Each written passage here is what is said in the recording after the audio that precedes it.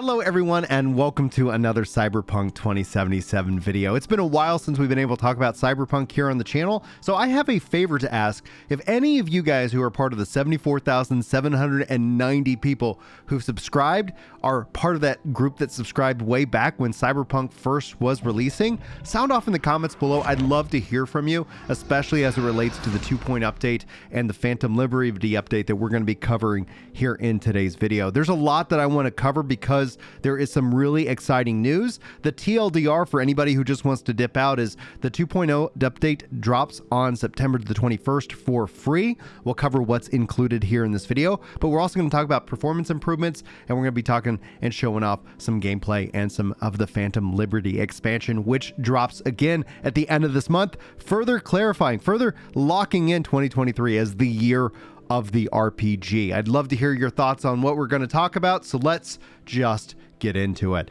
First and foremost, I'm going to bring up this quote talking about the performance of the game. That was a big showstopper for a lot of people. My experience, because I was on a super high-end PC, was I actually didn't run into many issues outside of a couple of really crazy and awesome bugs. So I'm looking forward to being able to step through and replay through Cyberpunk this time around with the 2.0 update. But let's focus in on the performance, saying I've been playing on a PC with an NVIDIA RTX 3080, which is what I run, and an Intel Core i7 1270K CPU running at 4K resolution with quality DLSS and high settings.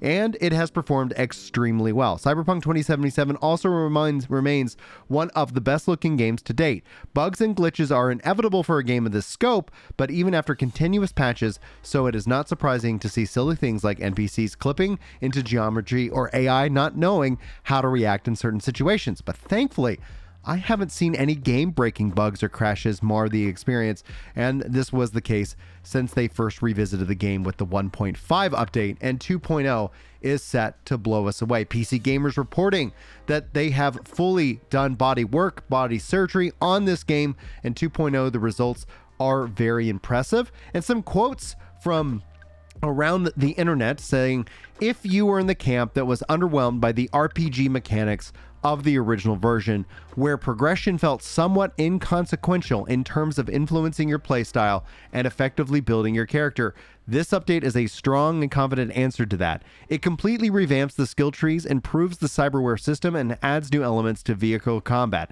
changes police behavior, and on top of that, brings several quality of life improvements. And after starting a new save and spending roughly 20 hours with Cyberpunk 2077's 2.0 version, I'm happy to say that the gameplay perspective, it is now a stellar RPG. Further continuing, saying another notable change that fits into combat is the new stamina system. It is no longer tied to sprinting, therefore you can sprint forever. Stamina is now spent whenever you shoot a gun, swing or block a melee weapon, or dash. The different types of health inhalers and injectors are subject to a cooldown timer that refreshes your 2 charges, so you no longer have to stock up on health items to restore HP. You just equip one health item that you prefer, and these may seem odd on paper, but they affect the way that you navigate big fights by pushing you to be more thoughtful with your approach, further emphasizing the RPG ethos here. And a final quote from the article: to me, a sign of a great RPG is when you're excited to level up, and the 2.0 update definitely delivers on that front. So let's see what's all included with 2.0. Cyberpunk's 2.0 update dropping again September 21st, bringing completely overhauled gameplay, vehicle combat and weaponized vehicles, including being able to use the katana while bike riding, entirely new skill trees, hundreds of new items, cyberware entirely re-engineered, and cyberware now giving armor instead of fashion, dress as you want without worrying about your stats. I think that's a really good change, especially for the fashion focus forward people. Police system entirely revamped with max TAC being called in at max wanted levels. That's going to be exciting to see and play.